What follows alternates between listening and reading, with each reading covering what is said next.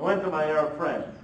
Excuse me, I just want you to help me interpret this verse. They go, oh dear. Notice the look on their face. Yeah, let's try this verse. Let's try it just word by word. I just want to, just literally, don't read into it anything. They said, Jeff, we hardly ever read the Quran. Okay, that'll help. So the verse says, فَأَزَلَهُمْ الشَّيْطَانُ مِنْهَا. So we read it. Word by word, take me in that way. So, أَزَلَهُمْ shaitan. Satan did what? Satan what? What's the word mean? Well, he said it's the causal form, form 4 of the verb zella, which means to slip. It means to cause a slip, to make slip. He said, are you sure about that? He looked at me. Make slip? Satan made them slip? We got on an Arabic English dictionary. I looked it up. It says slip. It says a momentary loss of focus. A brief loss of focus.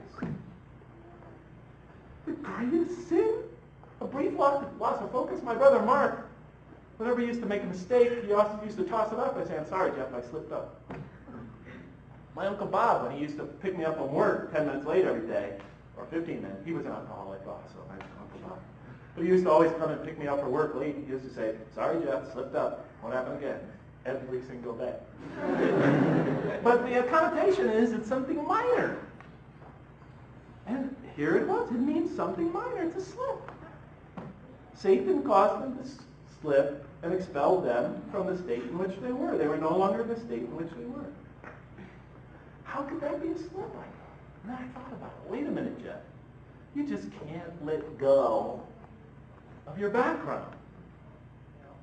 Was it anything but a slip? Was it really all so bad? Did they murder somebody? Did they commit highway robbery? Did they commit grand theft? They didn't even bump off a 7-Eleven. They had a couple pieces of fruit. You're not going to throw somebody into jail and throw in a lock and key for eating an apple, for God's sake. It doesn't say it was an apple, but, they ate something. Yeah, it's just a slip. According to the Quran, everything it says in the Quran, everything it will say after this, it was just a slip, it was a minor thing. And God, in the next verse, forgives them right away. But here it says, but Satan caused them to slip and expelled them from the state in which they were. And we said, go down, all of you together. Some of you will be adversaries of others. I thought. Well, the angels alluded to that, though. And then on earth will be your dwelling place and provision for a time. Dwelling place and provision? No, you got it all wrong. Earth is not your dwelling place and provision. Earth will be pain for you. That's what it says. That's what it's supposed to say.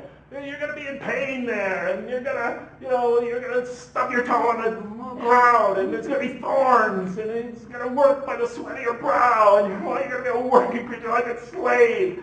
And then what else? And then the woman. Where's the woman? And then the woman. You, because you tempted man and leagued yourself with Satan, you will suffer everyday labor pains.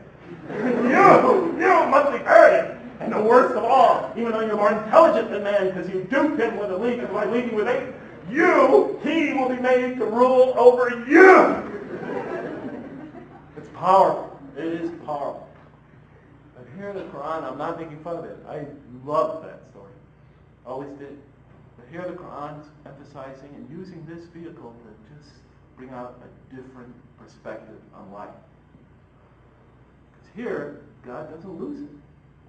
It's not even angry. It says, go you all down, some of you will be adversaries of others, and on earth will be your dwelling place and provision for a time. The dwelling place, the word the Quran uses for dwelling place, it's like a place of comfortable repose. The word that uses for provision, what a bad interpretation. It means like something that's enjoyable to eat, things that are enjoyable to dine on. On earth, it's not the words of an enraged deity. When I walked into the hotel yesterday and they said, Mr. Lang, your boat will be room 646, and for your provision, there will be a continental breakfast in the morning. I didn't go, what do you mean? It's not the word of somebody who's angry at you.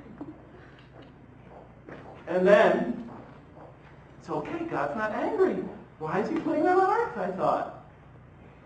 What's going on here? And then the next verse confused me more. Then Adam received words from his Lord. And his Lord turned to him mercifully. For he's truly oft-returning, ever merciful. What's all this talk about mercy, forgiveness, and turning towards Adam?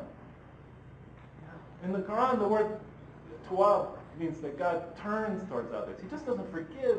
He reaches out, he assuages, he guides, he inspires, he helps. But in any case, Adam received words from his Lord, and he turned to him, for truly is oft-returning and merciful. The next verse we find later in the Quran, it says it explicitly, he forgave them. And notice that most of the responsibilities we put on Adam. But in any case, God forgives them. Then okay, then why not just put them back into heaven? I turn to the next verse, and again, it emphasizes this going down business, but in case I thought that the Quran was saying that they're put down on earth as a punishment, once again, the Quran shows me a different light. It says, we said, go down from the state, all of you together, and truly there will come to you guidance from me. And whoever follows my guidance has nothing to fear, nor shall they grieve. God in this verse is comforting the humans.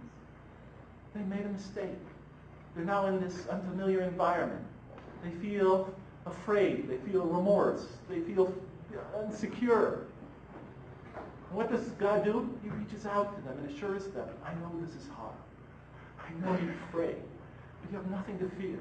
Just follow my guidance. It'll come to you. It'll come to you in many forms. But whoever follows my guidance, they have nothing to fear, nor shall they grieve. It's like I sometimes say to my children, I know sometimes life is hard, but it is necessary. You need to go through this. This is how you grow. But then I thought again, wait a minute, now he's definitely forgiving them. Okay, then put them back into heaven. You know? It's conflicting with my, the way I always thought about this. I mean, once, like for example, my daughter Jamila. I hope you don't mind me giving you a quick example. My daughter Jamila, and I'll try to tie this up in 25 minutes. Sorry it's taking so long. My daughter Jamila did something wrong. And she was 12 years old at the time. And I said to Jamila, Jamila, because of what you did, it wasn't that bad, it was still bad. I'm going to dock your allowance this month. Your $5. She said to me, she didn't say to me, she looked at me and the tears started streaming. My wife says I'm the biggest marshmallow in the world. I am the biggest marshmallow. I look at the tears and go, all right. I forgive you. I forgive you, honey. Just, you don't have to cry. I realize, this is something you have to go through. I forgive you. Immediately the tears stop, as if she turned them off with a faucet.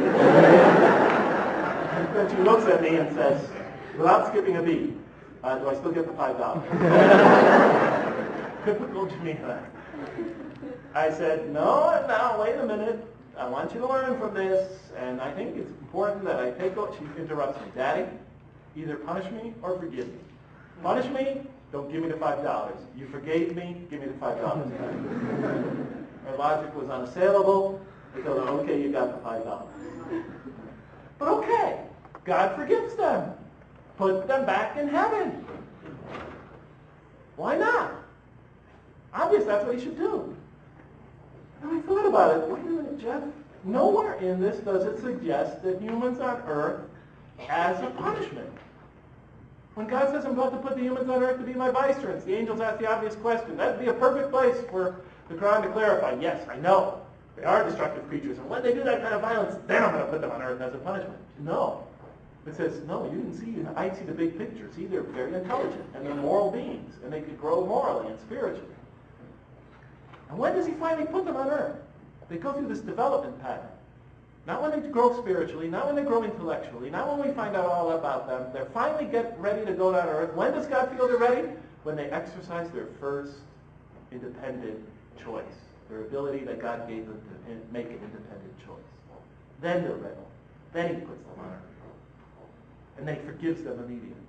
I just finally got to my head. It was banging in my head. Boom, Jeff, think. You're not here as a punishment.